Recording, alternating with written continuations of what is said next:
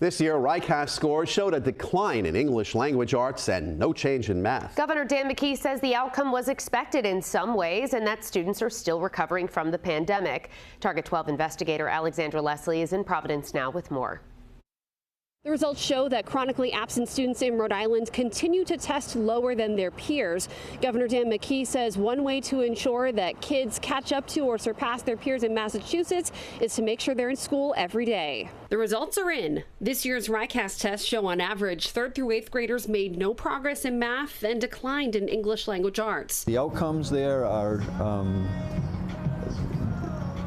expected in terms of some ways, and we are also, relatively speaking, we are making progress, but we have to kind of understand that there's a recovery that needs to happen. Governor Dan McKee and Rhode Island Education Commissioner Angelica Infante-Green say the pandemic is still impacting students, but it's not just a Rhode Island problem. Rhode Island's RICAS scores are similar to what we've seen in our neighboring states, including Massachusetts and Connecticut. Just under 31% of 3rd through 8th graders were proficient in English language arts. That's a 2% decrease compared to last year.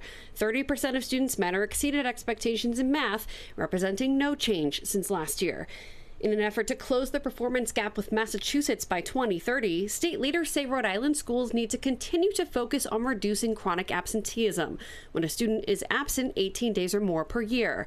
On average, chronically absent students performed lower than their peers who were not chronically absent by 18 percentage points in ELA and about 21 percentage points in math. The young people who are showing up for school actually are doing better than the young people that aren't. We're heading in the right direction. There's certainly the attendance matters issue is really front and center right now on the commissioner's mind and mine as well.